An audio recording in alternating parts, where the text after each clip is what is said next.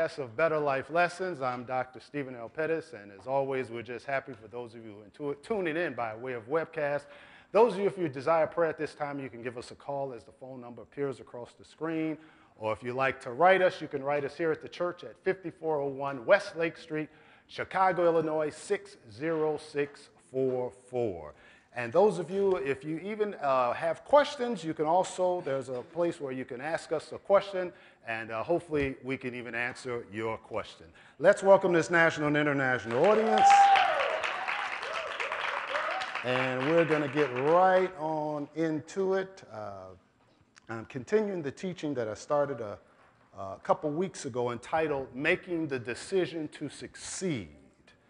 Now, I know this is the first time our Better Life lesson audience is hearing this, so we're going to kind of go over some things we've already covered. But we're talking about making the decision to succeed. Now, one of the things I've said, first of all, that success, it's not automatic.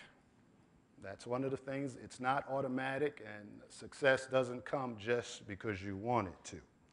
But now you have to kind of ask yourself, too, is success supposed to be your destiny? All right. You know, am I destined to succeed? Are you supposed to succeed in your life? Now, I kind of throw that out because, you know, I can do all of this teaching, but if you don't believe you're supposed to succeed in your life, then a lot of this teaching can be in vain. So now, are you supposed to succeed in life? Let's see. Let's go to Jeremiah 29 and 11. This is very familiar to many of you. Jeremiah 29 and 11 says, For I know the thoughts that I think toward you, saith the Lord, thoughts of peace and not of evil, to give you an expected end. Now, in the contemporary English version to that verse, it says, I will bless you with a future filled with hope, a hope of success, not of suffering. Let me say that again. I will bless you with a future filled with hope, a future of success. So in essence, we can easily say God's plan is for you to have a successful future. Yeah. Joshua 1 and 8 even talks about having good success. You know, so there are a lot of scriptures that throughout the Bible that talks about us succeeding, talks about us winning, talks about us being victorious. So now, since this is all true, why does it seem as if there's only a selected few who actually succeed in life? You know, if it is the will of God for me to have success, it is the will of God for you to succeed. If succession, or rather if success is in your future, why does it seem as if there's just a selected few who actually succeed in their life? Now, one of the things I've repeatedly said, as I said, success is not automatic, but there are some steps, there are some necessary things that one has to do before they succeed. Number one, we said there's the power of a decision. Number two, there's the power of determination. Number three, there's the power of a plan. And number four, there's the power to finish. So now, once again, let me kind of briefly go over this because the Better Life lesson audience, this is the first time they're hearing this. Now, the first obvious action, if you're going to succeed, is making the decision. I can't emphasize this enough. Nothing officially starts until there's a decision. And that's with anything in life. Anything you want to achieve or accomplish or have a vision about, it doesn't start until you make a decision. Now, what makes a decision so powerful is that there's a certain level of commitment, responsibility, and even accountability that's attached to decision. So when one is talking about making a decision, they're not just uttering words. But when one really makes a decision, there's a level of commitment to that decision. There's a level of responsibility to that decision. And there's also a level of accountability to that decision. Now, I've said for years that if a person really wanted to make significant changes in their life, all they have to do is make a decision to change. You know, if a person, it doesn't matter who you are, if you really want to make, really significant changes, all you've got to do is first make the decision to change. Because half of the battle is won when you make the decision. You know, like I said, decision, it's not just saying something. It's not just cheap words. But when you really make a decision, there's that level of, as I said, commitment to what you're saying. Then there's that level of responsibility to what you're saying. And then also decision makes you accountable to what you're saying. That's why a lot of folk have problems with actually making a decision. So now, a decision, half the battle is won when you make the decision. And one of the most challenging things for some people is to decide. Why? Because a real decision will make you accountable to the commitment. Yeah. When you really decide. And this is not necessarily one has to be super spiritual. You know, if you make a real decision about something, you are halfway there. Because you're going to be committed to what you say when you really make a decision. You know, in other words, I'm not totally against 12-step programs and AA and all of that. The only thing I'm against that from a scriptural standpoint is your confession of words. Because in most programs, they say, I am an alcoholic.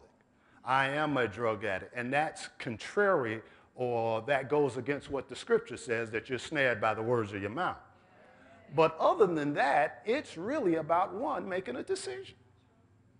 You know, if a person, I don't care who you are, whether a drug habit or whatever it is, and when that person really make a decision, see, now they're going to commit to what they said. You know, they're going to be accountable to what they said. They're going to be responsible for what they said. Now, folks who say, oh, I tried, it didn't work, they didn't really make a decision. You know, sometimes some folks do something because they're in trouble. You know, I always say that some people, they be sorry about stuff because they got caught. You know, they didn't really willingly make a decision. They just got caught in an area. You know, so when one really makes a decision, there's a level of commitment, responsibility, and accountability attached to it. Doesn't make any difference what it is. If you're not ready to commit, you won't make a decision. A decision is your initial evidence that you're ready to do something different. That's your first initial primary evidence that you're ready to do something different. In other words, a person says, I'm ready to do something different. Okay, make a decision. That's your first thing. That's the first evidence that I'm ready to do something different. What I often say, if you want something different, you're going to have to do something different. If you keep doing what you're doing, you're going to keep what? Getting what you've been getting. Change what you're doing, and you'll change what you've been getting. And all of that, it boils down to the power of a decision. I shared this on last Sunday that I'd read a quote that said, a real decision is measured by the fact that you've taken a new action. If there's no action, you haven't truly decided. I'll say that again. A real decision is measured by the fact that you've taken a new action. If there's no action, you haven't truly decided. This is why I say your success is waiting on you to make a decision. Now, let me remind those of you again that this series of teachings of making the decision to succeed, it's in both areas of your life, both arenas of your life, your spiritual life and your natural life. So we're going to get into the facts of succeeding both spiritually and naturally, because both of those areas is really what I call the ultimate manifestation in fulfilling your purpose or fulfilling who you are. So now, if my success is waiting on me to make a decision, then it also means until I decide to succeed, failure is going to always be my other option. Let me say that again. If my success is waiting on me to make a decision, then until I make a decision, failure is going to always be the other option. Let me say that again. If my success is waiting for me to make a decision, until I make that decision to succeed, then failure is going to always be the other option. Let me show you scripturally before I say what I'm going to say. Let's go to Deuteronomy 30:19. 30th chapter of Deuteronomy, verse 19. It says, I call heaven and earth to record this day against you or to help you, that I have set before you life and death, blessing and cursing. Therefore, choose life, that both thou and thy seed may live. So God is saying that I've set before you life and death.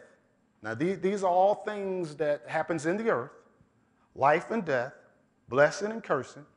Just in case if you don't know the right decision to make, he says, choose life, that both thou and thy seed may live. Or in other words, that your future will be of life. All right? So now, we can add other aspects to this verse. We could say, I've set before you success and failure. You know, so choose success so you can have success in your future. We can say, I've set before you health and sickness. Therefore, choose health. So health can be in your future. I've set before you prosperity and poverty. Therefore, choose prosperity so that can be in your future. I've set before you faith and fear. Choose faith so that faith can be in your future. I've set before you joy and depression. Choose joy so joy can be in your future. And then it can go on and on and on and on. This is why I said, until you decide to succeed, failure will be the other option. And it can also be in your destiny. Until you decide. You know, the other option will always be there. Remember, decisions are seeds. They are seeds that really will put you on the path towards the destination of the decision you made. You know, I always say it, many of the reason many of us are living a certain way today is because of the decisions that were made yesterday. Sometimes whether it was your decision or somebody else's, you know, but many of the things that we're experiencing now is because of the decisions that were made yesterday. That's why success or failure is not necessarily in the hands of someone else, but it's determined and defined by your decision. By your decision. See now, and that's kind of good to know because no one can stop my success.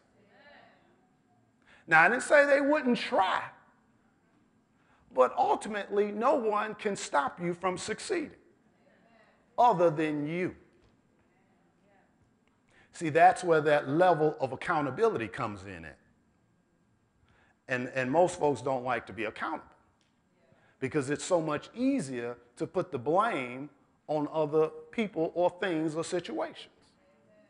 That I'm not succeeding because of my job. I'm not succeeding because my mama never told me she loved me. And those may be legitimate facts. But no one said that has to hinder or stop you from succeeding. So success or failure is not in the hands of someone else, but it's determined and defined by your decision. So now, let me say it, what I've said before. Until you decide, other things will be the option. In other words, until you decide you want to live a healed, healthy life, sickness will always be the other option to your destiny. Keep in mind Deuteronomy 30:19. I've set before you life and death. You know, just in case you don't know what to choose life. But you know what? If you don't choose life, then you've chosen death. See, because God has said, listen, this is the thing you need to choose. Because whatever you choose is going to show up in your future. So until you decide you want to live a healthy, healed life, sickness will be the other option to your destiny. Until you decide you want to be delivered and set free, bondage and oppression and captivity will remain in your future. Until you decide, until you decide you want to live a prosperous life, poverty and lack will always be the other option. Until you decide, I want to live a peaceful, joyous, happy life, sadness and oppression will be the other option. And seeing that has nothing to do with anybody else. And I know, like I say, we like to put the blame game on things while I'm this way. Well, let's say if you are that way, change it. All you got to do is make a decision. I don't want to be healed. I don't want to be sick anymore. I don't want to be bound anymore. I don't want to be sad and depressed and living in fear anymore. Make the decision.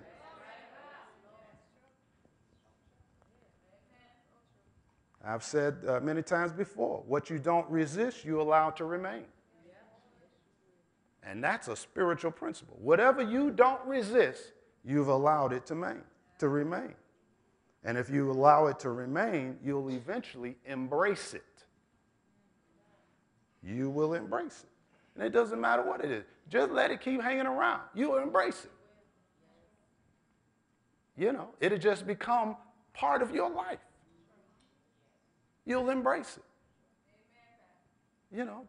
Just keep, this could go with anything. Just keep allowing, I'm trying to say something nice. Just keep allowing broken things in your house. Broken toaster, broken microwave, broken washer, broke dryer, broke whatever. Just keep allowing that. And then before you know it, you allow it to remain, and then you'll start embracing it. See, you'll start getting used to having broken things around you, and it becomes a way of life. Broke TV. TV don't have a good sound, so it got a good picture, but then you'll get another TV, stick on top of it for the sound.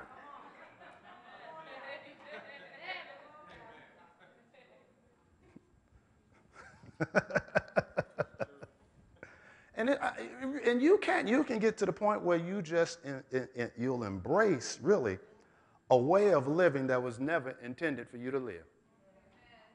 And it just become it's just a lifestyle now. This is how I live. This is how I am. So what you don't resist, you allow it to remain. And what you allow to remain, you will eventually embrace it. So now if you don't choose life and the blessing, according to Deuteronomy 30:19, you'll eventually become comfortable with manifestations that leads to the curse and death. You'll be comfortable with it. In other words, if I don't choose life, you can get comfortable like, well, I guess I'm getting older. My body's starting to break down Certain disease I felt that chokehold. I don't know if that was live or in the invisible audience. You feel these things sometimes. You can get used to that. I guess I'm getting older. My body's starting to break down. Certain diseases run in the family. And you'll get used to it. And you'll start embracing it. You'll start getting comfortable with it. Some people literally get comfortable with the fact that their eyes is getting dim. Oh, I'm getting older. Your hearing is leaving. Oh, I'm getting old. Oh, these bones just don't. I'm talking about folks 35, 40, starting that. I'm serious. I have heard people in their 30s say, boy, I don't feel like it did when I was in my 20s. I've heard people in their 30s say that. See, you'll start getting comfortable with it and embracing it.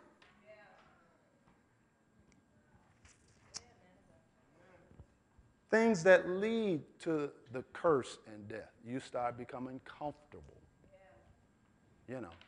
Because you didn't resist it. You allowed it to remain. And you allowed it to remain. Now you've embraced it. That this is what happens. I never had no money until payday. You've embraced it. See, you allow poverty to remain, depending on how you get paid. You allow poverty to remain up until you get paid. You embrace that, and that just becomes a normal way of life. I'm broke up until I get paid. And then depending on what you're doing, who you are, after a few days, I'm broke again. Because you've allowed it to remain, and you can get comfortable with that. See, this goes from A to Z. Applies to anything in your life. One of the things we've said, too, about the power of decision is it works directly and indirectly. Now, I'm sticking with this Deuteronomy 30:19. I've set before you life and death, blessing and cursing. Therefore, choose life that you and your seed may live. In other words, the direction of your future is determined by the seed you choose to sow, which is the decision. So now, if you don't directly choose life, then you've indirectly chosen death. Now, I know people say, no, I didn't say that. Well, see, we know there are forces in life. And you have to make choices, because if you don't choose one thing, then that thing will indirectly choose you. Because that's when he said, I've set before you. This is what's in the earth. I've set before you life and death, blessing and curse. This stuff is in here. These forces are here. Now, which one are you going to pick up for your life? Because one way or the other, they're going to show up. Whether you deliberately, directly choose it or not. Because remember, nothing just happens. Things don't just happen. Actions or reactions are only a manifestation of an initial action. That's part of the sowing and reaping process. Things don't just happen. Like, that just happened out of nowhere. No such thing. No such thing at all. So now, if you don't directly choose life, then you've indirectly chosen death. Why? Because death and the curse is in the earth. Now, as believers, we're not under the curse, but it's still in the earth. The curse has not been demolished. It hasn't been wiped out. It hasn't been destroyed. The curse is still in the earth. It still exists. If it didn't, we wouldn't see sickness and disease. We wouldn't see poverty. We wouldn't see fear. We wouldn't see all of these things. It's still in the earth. So now, without you deliberately, directly choosing one thing, the other thing will indirectly choose you. So in other words, if I don't choose to live, then death will find me.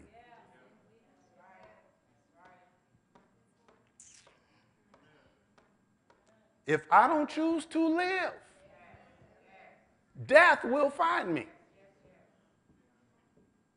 See, now for somebody to say, no, that ain't true, nothing just happens.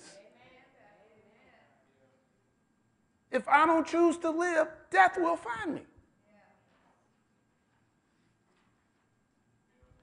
Because those are part of the forces in the earth. None of us are exempt from any of the forces unless you make a deliberate decision about in one area. So if I don't choose to live, death will find me. If I don't choose the blessed life, the cursed life will find me. If I don't choose faith, fear will find me. You know, if you don't choose to succeed, then failure and defeat will find you.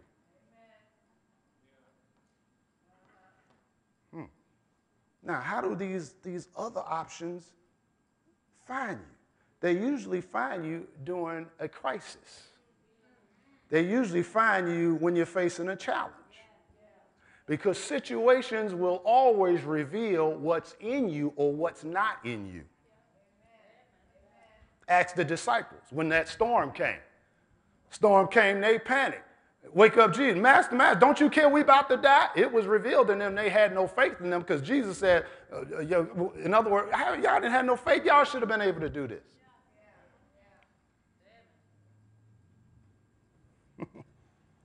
So these other options, they will find. Just go through a challenge. And this is with any of us.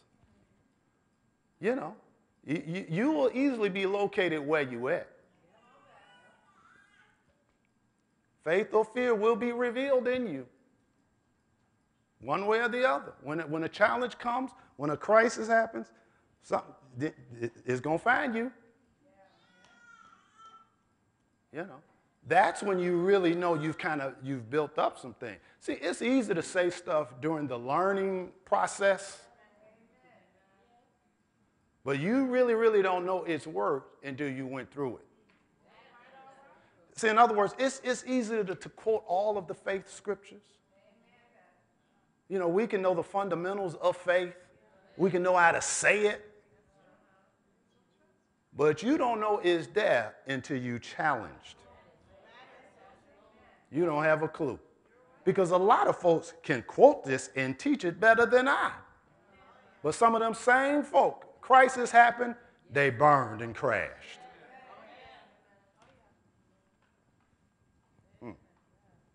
So now, once again, nothing officially starts until you make a decision. Then the second thing I mentioned was you have to have determination. And this is one of really your most valuable assets. You're going to have determination from start to finish. You know, you've made that decision to succeed, then I've got to be determined. You can't succeed without determination. Determination is what will really keep you from quitting. It'll prevent you from giving up when the journey starts getting tough. See, when you determine, you know, the contradiction will come, but you won't concede to it because you're determined. And it's really like I call it puts the fight in you. You know, it puts the fight in you when the battle comes. It gives you that staying power. I'm determined. It doesn't matter what it is. When you got that determination, see, because really, even what determination does, it really subconsciously prepares you for opposition. See, because when you determine, you kind of know that you're going to get opposed. But see, you determine, I'm going to keep going.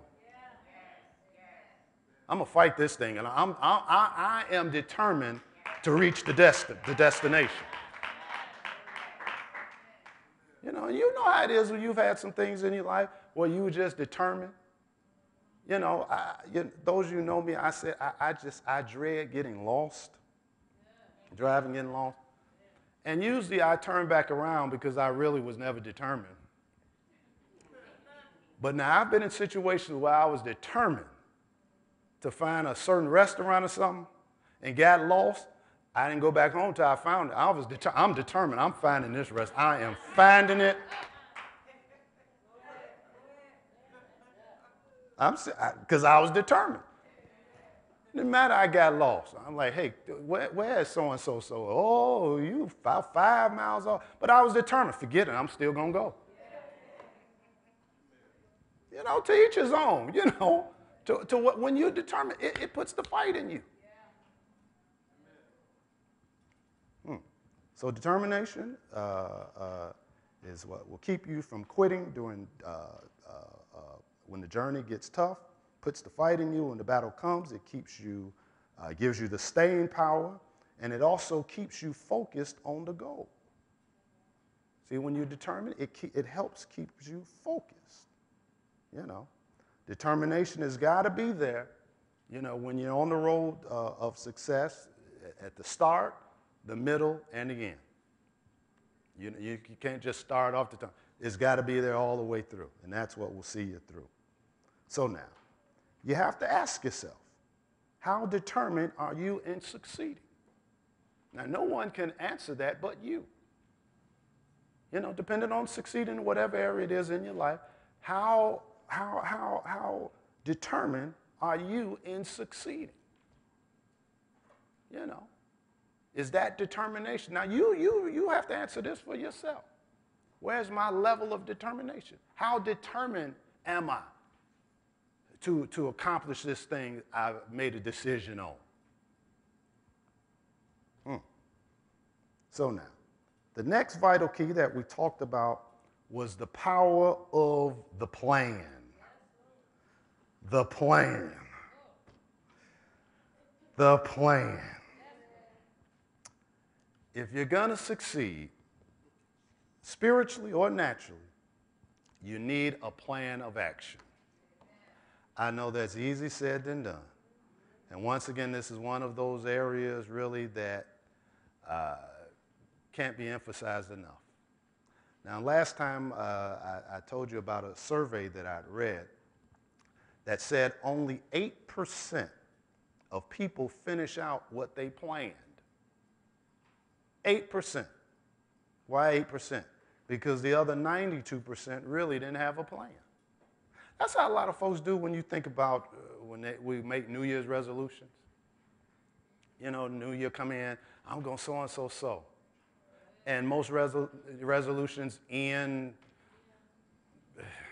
some go a month, some a few weeks, some just days, some probably hours.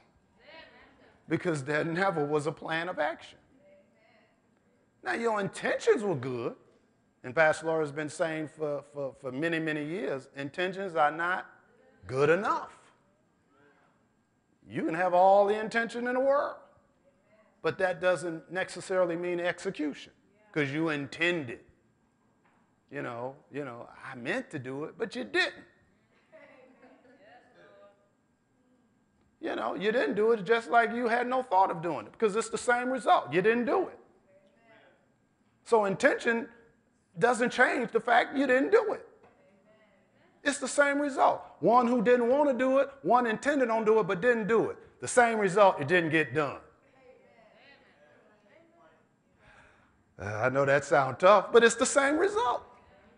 One who intended to do it but didn't do it, and one who just didn't want to do it and didn't do it. It's the same result. Nothing got done. That's why good intentions are not good enough. So now, in the survey, 8% of people finish out what they plan because the other 92% really didn't have a plan. I've said for years, failing to plan is planning to fail. See, that kind of goes back into that, what affects us directly and indirectly. Now, somebody could say, no, I don't fail to plan. But you didn't plan to fail, but you didn't make no plans. You know, you failed to plan, so you did plan to fail. That other option, You didn't make a decision on planning, so the other option affected you. So now since you failed to plan, you have now planned to fail.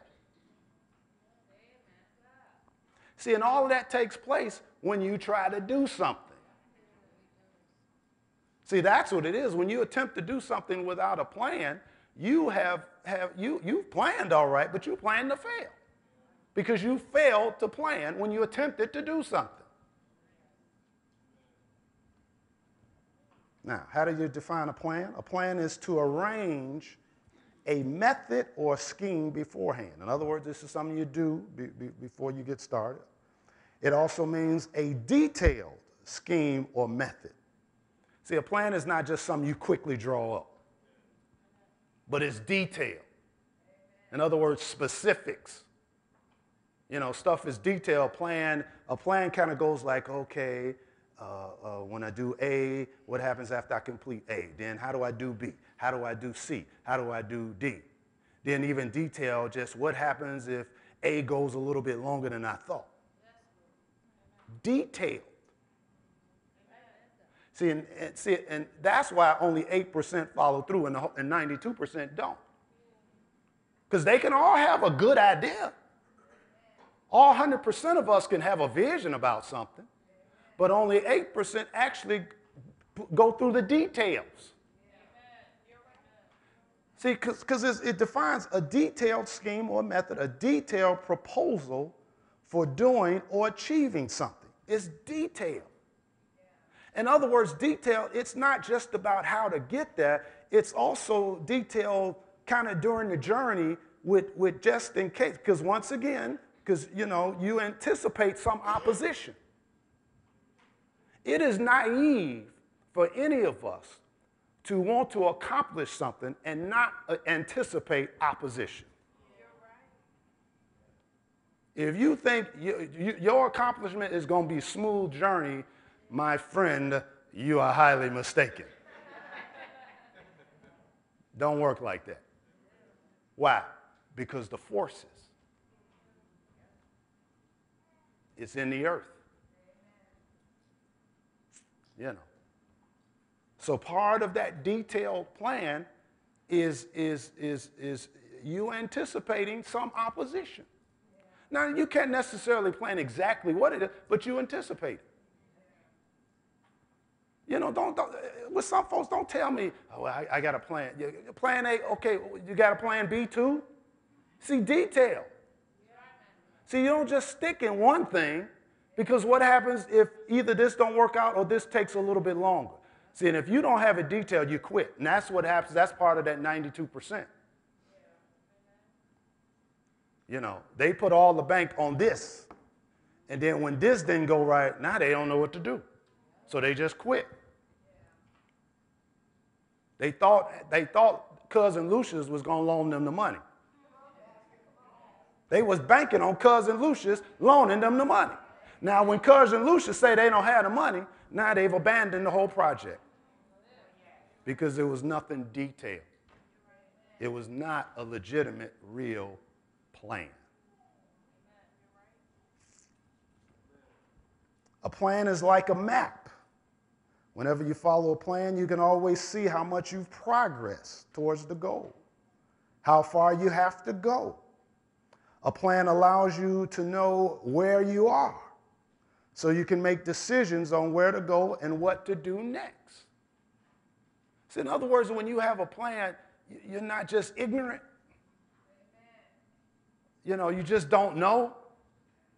And that's not to say, now don't misunderstand me, that's not to say things can happen as to say throw a little loop, but see, when you got a plan, you know where you at.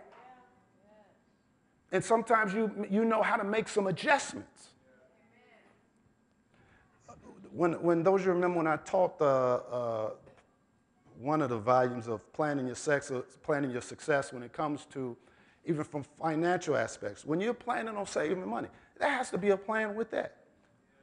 In other words, if I'm planning to save $100 in 10 weeks, that's $10 a week. That's my plan. So now I got plan. I don't just have a 10-week plan, but a part of that week, I got some days planning in that too. See, because then now something can happen where one of those weeks I can't save $10. So then now I got a good plan, so I may have to adjust it. In other words, maybe can I adjust it where I can save a little more the next week, or maybe I may have to adjust it and extend the 10 weeks to now 12 weeks.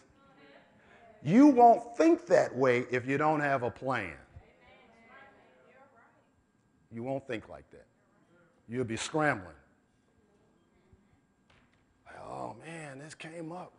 Shoot, now what am I going to do? You'll be scrambling. But see, when you got a plan right before you, and even if something comes up that wasn't quite expected, okay, you know where you're at now. Okay, now what do I need to do? Okay, I can keep doing this. Instead of 10 weeks, now I extended 12. See, this is why planning is so important with anything in life. Because if not, you just doing something. And that's why 92% of us don't do anything. All right? A plan says you're serious about the decision that you made to succeed. Even though decisions are seeds, but planning determines the future of that seed. See, you make the decision, but planning determines, that what I decided on, it is going to happen because I got a plan how to get there. Planning means future. There's no such thing as success without the power of a plan. Refusing to plan is setting yourself up to fail. All right? Let's go to Luke 14. Let me remind you what Jesus said about planning. 14th chapter of Luke. 14th chapter of Luke, verse 28.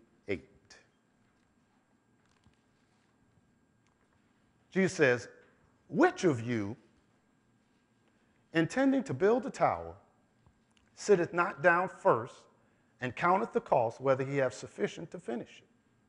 Lest haply after he has laid the foundation and is not able to finish it, all that behold it begin to mock him, saying, this man began to build and was not able to finish.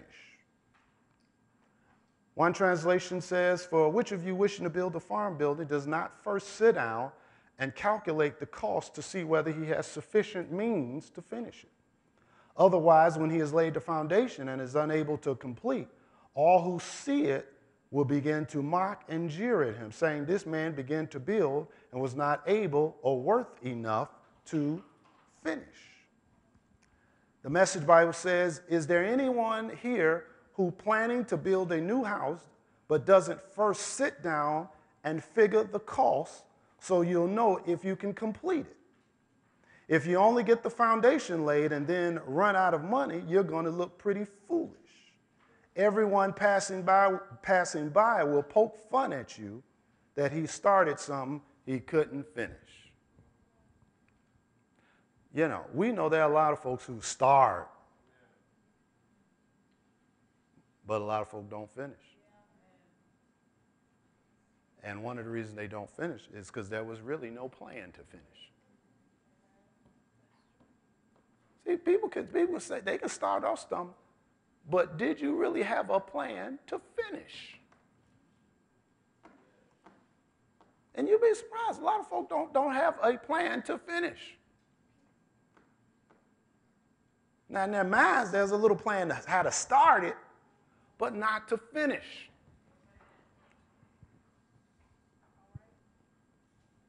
Attempting to do something without a plan of action will not only make you look foolish and perhaps embarrassed, but it can get you in the trouble zone. I said this on Sunday that really we can really apply what Jesus said in other areas. Now it's talking about a house, a building, but which of you planning to, I used the example of getting married. Which of you planning, see, that tells you something right there. Marriage takes planning. I'm not talking necessarily about the wedding. Sure, the wedding takes some planning, but we're not talking about that. Because you can plan a wedding excellently, but have no planning for the marriage. You know, some folks have wonderful receptions. Beautiful. People, oh, the wedding was, oh, she looked so wonderful. But never planned for the marriage.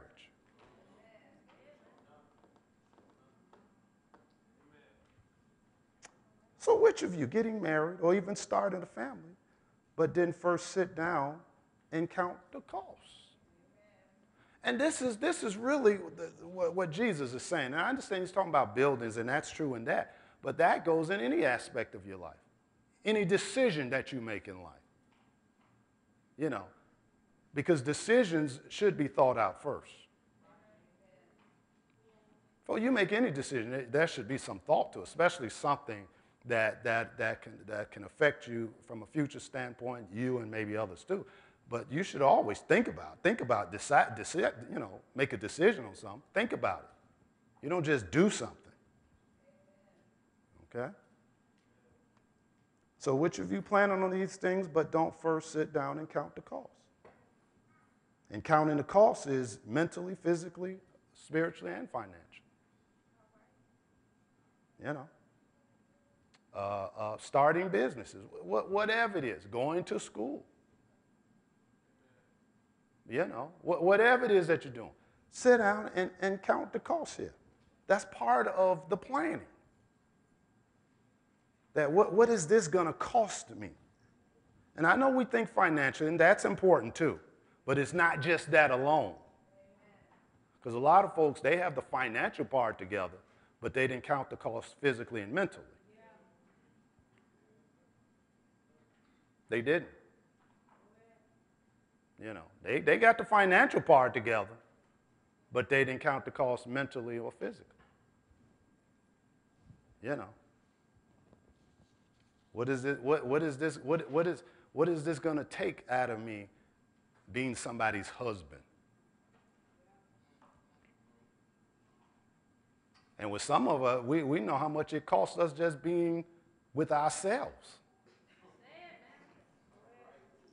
Now, no one knows that more than you. I'm not talking about who we are here, but who you are. You know you. We kind of know of you, but you know you.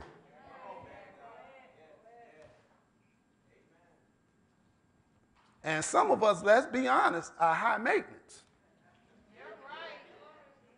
I'm not talking financial material, just high maintenance. Some folks need a lot of attention. Lots of it.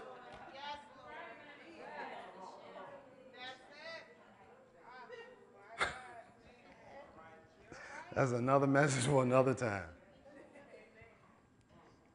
So which of you plan, or whatever it is, count the cost? The only way you can count the cost is with a plan. That's how you count the cost of any decision that you make, is a plan. And that's spiritually and naturally. What is the plan? No plan, no success. You know, we can all have big dreams and visions and all of that of success. And that's wonderful. That's a great start. You know, you should have big dreams. You know, I get kind of concerned about people who have no dreams. Just none at all. Just don't, I just live life day by day, one day at a time. But no dreams. That's got to be really, really sad. You have no dreams? None? That's bad. I'm going to tell you, that's a manifestation of depression.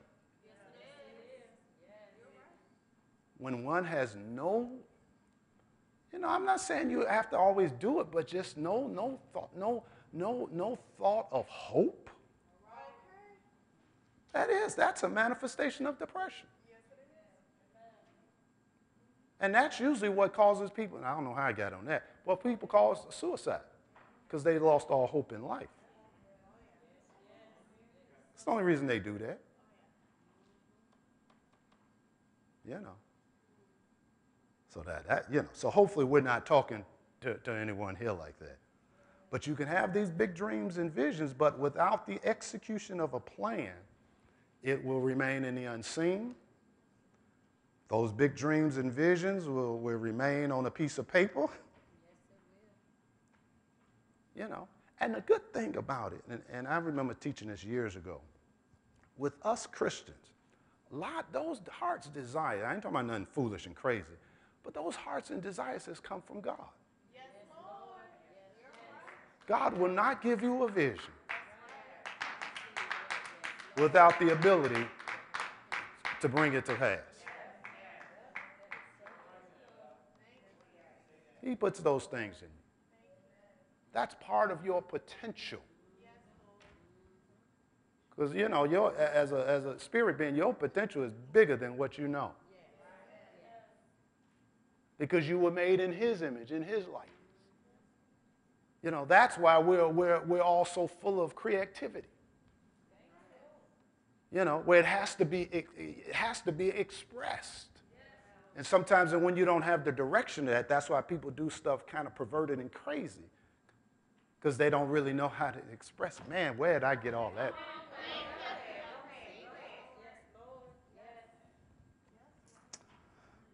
All right, let me get back to Reverend and not Dr. Phil. I don't just play a doctor on television. I'm actually a doctor. So a plan is vital. Planning is necessary. It makes the difference in those who achieve and those who don't. Now, one of the things I said, planning is not something you do at 11:59 and the goal is 12 o'clock. There is no plan to that. See, when people do that, you know, when you're like, oh, I got to think of something, think of a plan, it's basically too late. There's no plan in that. You can't get too much details in a minute. Because every plan needs a cycle. See, that's why we defined it early. It's detailed. It's a method. You know, when you're trying to do something at the last minute, that's not a plan. You're just hoping something works. It's not a plan. And it won't work. You know, that's just like a person trying to somehow muster up some faith when they're in a real tight situation, an emergency. More than likely, you won't be able to do it. You know, because when you're in a bad situation, when you've become desperate, and I've seen this happen for years with people, and they trying to get some faith, and it's hard to do that because you're coming from a place of desperation, which desperation falls under fear, and you'll never get it. You know, and that's the same thing with an 11:59 plan is. You know, and the goal is 12 o'clock. And usually 11:59. No, every plan needs a cycle. In other words, a period of time, whether weeks, months, or years, or whatever. And one of the challenges of planning is it goes against your right now desire.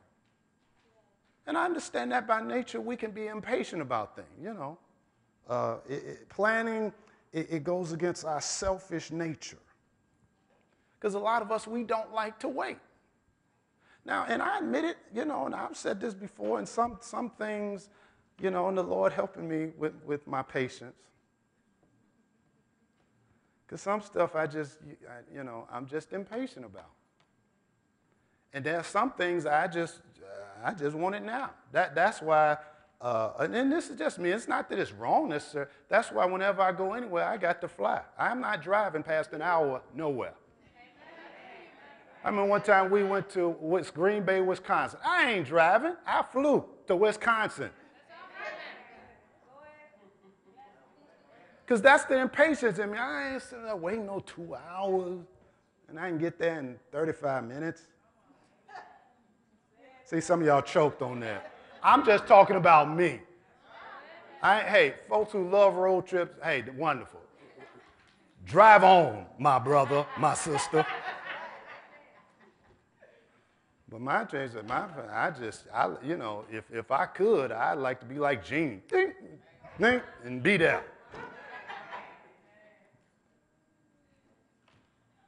So by nature, some of us, we want things right now.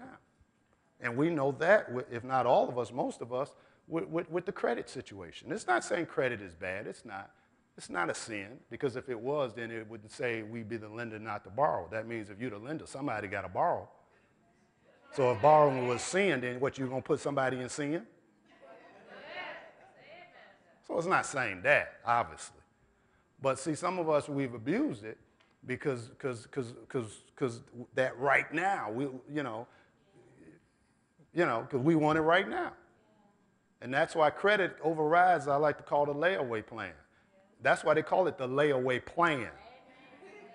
Because there's a plan to lay away. But when you don't want that, when you want that thing right now, give me credit.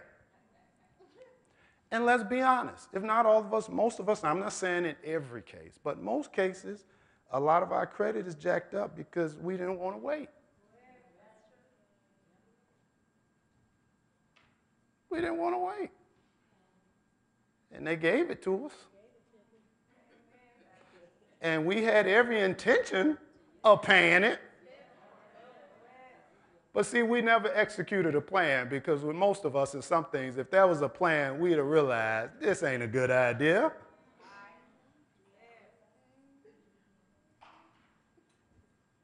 Planning makes you responsible. Last verse, and I'm going to end it tonight. Let's go to Proverbs 13.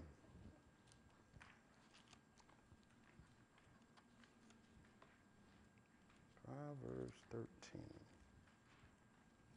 What did I do with my...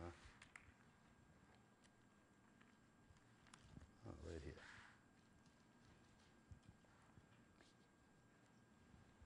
Those you remember, I gave these nuggets that it takes a mature and responsible person to plan. Irresponsible and immature people fail to plan. Counting the cost is a sign of maturity. And it really is. That kind of goes in line with, what's that scripture? When I was a child, I thought as a child, I spoke as a child, and all of those kind of things. In other words, that's what's expected. But when I became a man, or when I grew up, when I became mature, I put away those childish things. You know, when I grew up, now I know how to plan. Because when I was a child, I wasn't thinking about no planning.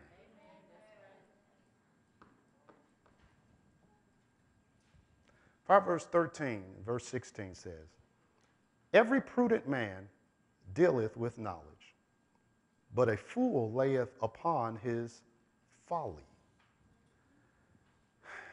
One translation to that verse says it like this: wise people always think before they do anything. And that makes sense. And that's not to say that any of us have not did things before we thought about it, and then we know it was foolish. If not all of us, most of us have done some things we knew we shouldn't have did. Like, and you know that one, like, that was, I knew I shouldn't have did that. Because I didn't think. You know, and that's when maturity kind of comes in, when you learn to think before you do.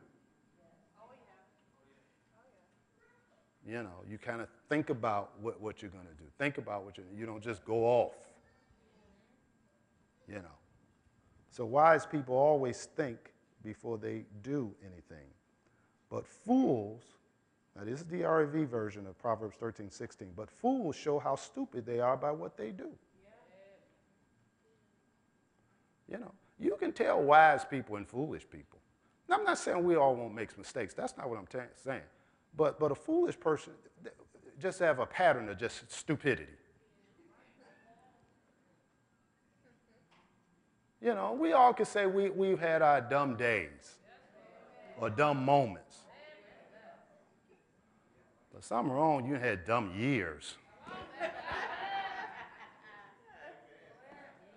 You know, we can have a moment or a few days, and maybe those days spread it out over a period of time. But dumb years, 365 days in a year, years of this, that's a whole different story. Proverbs 21:5 says, the plans of the diligent lead surely to abundance. But everyone who is hasty comes only to poverty. So the plans of the diligent, being diligent, that's patience and that takes time. Lead surely, that's a promise, lead surely to abundance. So when you make your plans, it's going to lead you to where you're trying to go, to abundance.